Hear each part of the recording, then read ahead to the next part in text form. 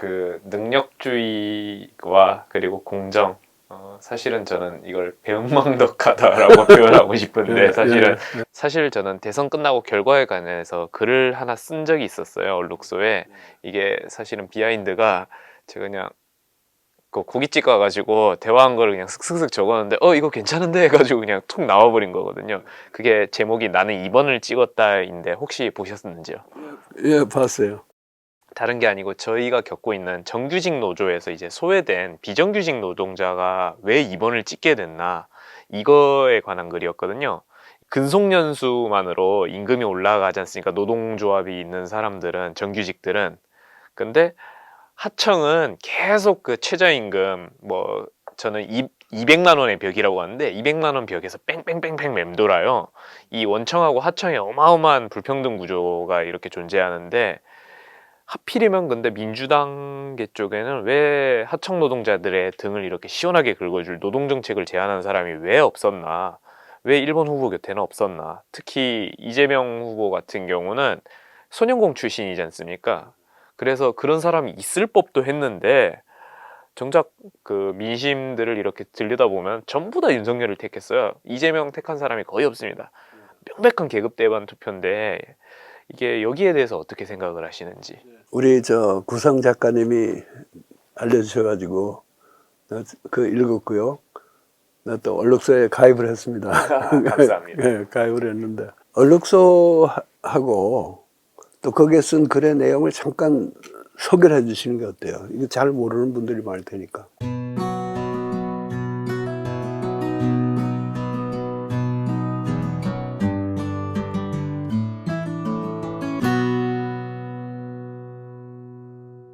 저는 이미 예전에 글을 통해 가지고 계속 정규직하고 비정규직 격차가 많이 난다고 말씀은 드렸었어요. 근데 저 말고 다른 사람도 그런가?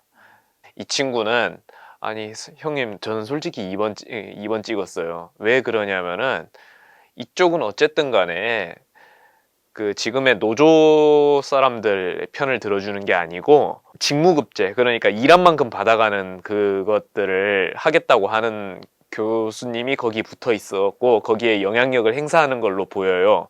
그래서 저는 노동이 바뀌려면 오히려 역진적으로 이번 그 대통령을 찍어야 되겠다고 생각을 했어요. 이 관련해서 이 사고 구조가 과연 어떻게 흐름이 흘러가는지. 그냥 보통 그렇잖아요. 우리가 블루 컬러가 2번 찍었다 이 정도가 아니고 왜 이렇게 과정이 흘러갈 수밖에 없었는가, 계급 배반 투표가 일어날 수밖에 없었는가, 이 한 축이었는데, 제가 여쭙고 싶은 건 이제 그런 거죠. 교수님 시선에는 이게 어떻게. 나는 그 글을 읽고 내 주변은 전부가 이제 1번 찍은 사람들 아니에요. 거의 99%가 1번을 찍은 사람들이고, 또 이제 나이 많은 사람들, 나는 그 사람들 이제 민주당 중독자라고 약간 비꼬아서 얘기하지만은 그런 분들인데, 그 중에 상당수가 이번에 이제 윤석열이 당선되니까 무슨 이런 국민이 어딨냐 하면서 국민을 내버리는 거야. 근데 나는 저건 아니다. 졌을 때는 또 그럴 만한 이유가 있어서 졌을 텐데, 그런 생각을 했었는데, 마침 그 천현우 씨가 쓴 얼룩소에 쓴 글을 읽고서, 야, 이거 정말 그런 식으로 2번 찍은 사람들은 진짜 무슨 강남 아줌마들처럼 무조건 정부서에 깎아준다 그러니까 찍고, 뭐 자기 탐욕으로 한 그게 아니고 그야말로 자기 그 생전에 어떤 절실한 게 있어서 찍은 사람도 많을 텐데, 그걸 헤아리지 못한 민주당 사람들, 또 민주당 지지자들이 그걸 반성을 해야 된다 하는 생각을 하나 했고, 근데 물론 내가 미리 악담을 하는 건 아니지만은 P라는 후배의 기대대로 될지는 모르겠어요. 그리고 직능급 어느 한 분이 주장을 했고, 이제 그분이 윤석열 후보도 만나고 그랬다고 하지만은, 이게 실현되려 그러면은 우선 정규직 노조에서 반대할 거고, 경영자들도 뭐 그렇게 썩 달궈하지 않을 거고요. 그 이제 임금 삭감의 효과가 나면 그렇지만은 전반적으로 더 줘야 되면은 경영자들도 안 좋아할 거고, 그래서 그 결과는 모르겠습니다. 그건 이제 우리가 지켜봐야 할 문제고, 그러면서 내가 이제 한 거는 내가 또 촛불 얘기를 또 하는데 우리 지식인들이나 언론인 또 정치인들이 촛불 혁명이라는 화두를 좀 살려내고 있었다면은 그 노동자의 경우도 질문하는 방식이 달랐을 것 같아요. 다시 말해서 아니 촛불 혁명을 한다면서 왜 이따위냐 이렇게 질문하면은 모르겠어요. 답은 똑같은 답이 2번이 그래도 낫다고 나올지 모르겠지만은 그런 식의 그 질문 방식이 좀 보편화돼야지 더 생산적인 토론이 가능하지 않을까. 그래서 나는 어쨌든 촛불이라는 단어를 계속 들먹일 생각이에요. 사실 그렇죠. 질문이, 그러니까 질문이라기보다는 그 친구가 가졌던 그 근본적인 생각이 촛불혁명을 한 이후로 그 친구도 기대를 많이 했죠. 와, 이거 진짜 나라 어떻게 되는 거 아니야? 최저임금도 막 팡팡 오르고 이러다가 막 정규직들하고 막 우리도 손잡고 같이 제대로 된 취급도 받고 그럴 줄 알았는데 아무것도 변하지는 않고 뭐 집값은 계속 고공상승한다고 하고 내 삶은 그렇게까지 쉽게 변하지 않고 그런 것들에 그러니까 촛불혁명이라는 단어를 우리가 쓰지 않더라도 그 촛불혁명의 그 저류가 바닥에는 흐르고 있다고 봅니다, 나는. 그 사람들의 기대치가 달라지고요. 그렇기 때문에 민주당에 대한 분노도 더 커지는 거고, 이번 지방선거도 그랬지만은 지난번 보궐선거 때 민주당 대패했잖아요. 그 젊은이들 뭐 보수가 됐다느니 그런 소리 하는데 그게 아니죠. 그 젊은이가 다 촛불 들었던 젊은이인데 대부분이 그 사람들이 아니 180석까지 만들어줬는데 너희놈들 뭐 했냐 이거거든요. 그러니까 이거는 보수하고는 다른 거예요. 촛불 혁명에 충실하지 못한 여당과 정부에 대한 응징이었죠. 그리고 이번 대선 때도 그런 게 어느 정도는 작용했는데 그러나 대선 때는 후보가 그 참 소년공 후보가 마지막 판에 가서는 촛불혁명 호명하고 그 시민들한테 호소했기 때문에 격차가 그대로 좁혀진 거고 지방선거에 이제 다시 이게 벌어진 거는 나는 그 두 가지 면이 있다고 봅니다. 하나는 그때 대선 때만 해도 많은 사람들이 저 윤석열 후보가 대통령이 된다는 건 이건 상상이 안 가는 거예요. 어이가 없는 거예요. 정작 대통령이 됐을 때 이건 난 불가능한 건 줄 알았더니 가능하고 현실이 됐고 기왕에 현실이 됐으면은 이제 상당수 국민들의 뭐 선량한 마음이죠.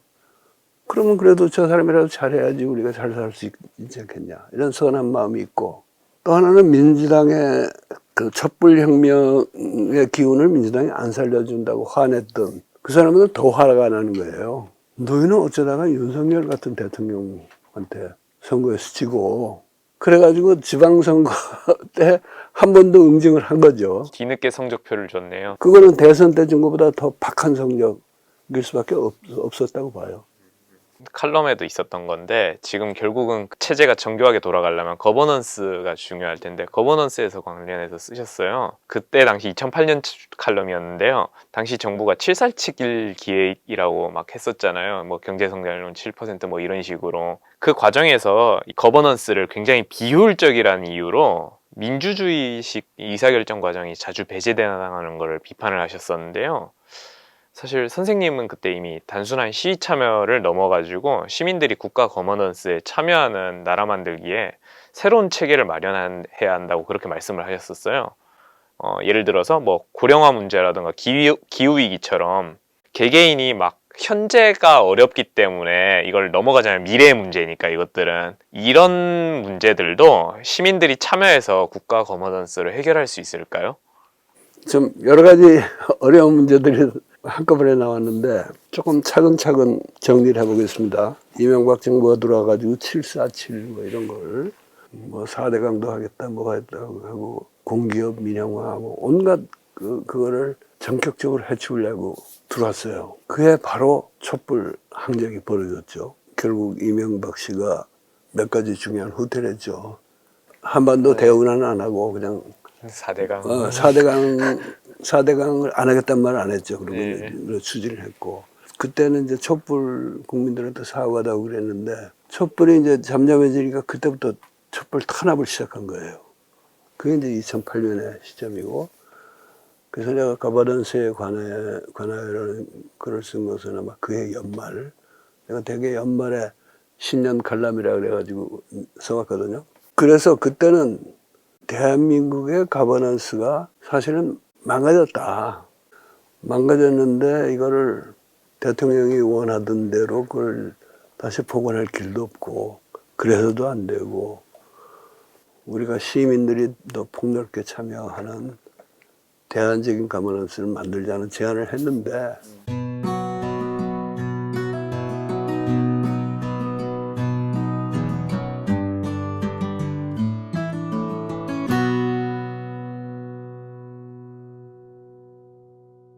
사실 그게 별로 그렇게 가망이 있는 제안은 아니었어요. 왜냐하면 그 사람이 촛불 시민 앞에서 굴복하는 척 하다가 촛불이 좀 잠잠해지니까 막 탄압을 시작하고 그랬는데 그이가 무슨 자기 권력을 나눠주면서 할 일도 없고 그때 아마 그 무렵에 쓴 표현 중에 이명박 대통령 자신뿐 아니라 고비형 저품질 인사들이 너무 많아가지고 그들도 다 자기 욕심을 가지고 이명박을 밀었잖아요. 그 사람들이 뭐 포기할 일도 없고 내가 제안하는 대로 시행될 가능성은 없지만은 또 시행 안 하고 지금 이런 식으로 대통령이나 정부가 탄압 일변도로 나가다가는 새로운 촛불 시위 아니면 더 험한 그야말로 횃불 시위가 벌어질지도 모르겠다 이렇게 경고를 했는데 그 이듬해는 벌어지지가 않았죠. 예, 저는 그건 벌어지지 않았는데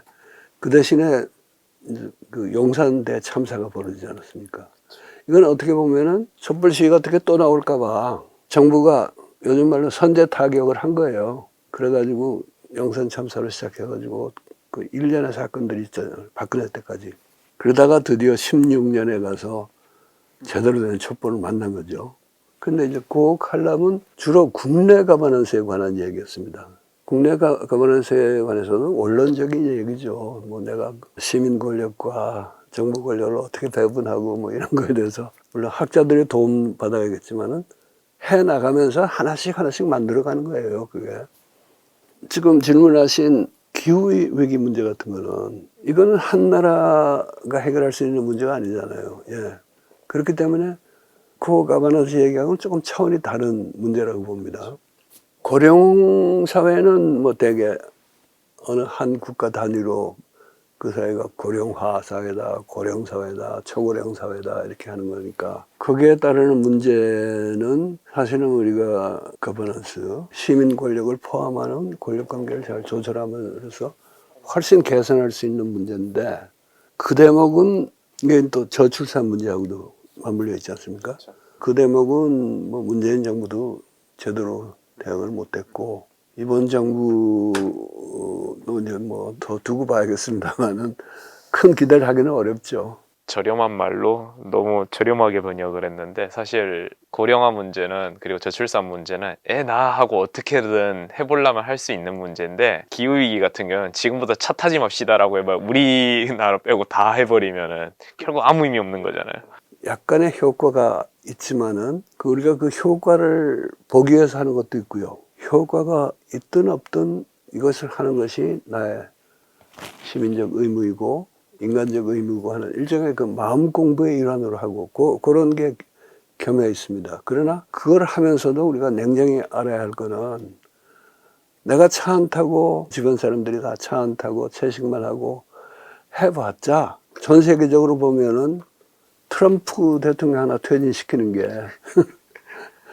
한국에서 석탄 발전소 몇 개 폐쇄하는 것을 더 큰 효과를 가져오잖아요.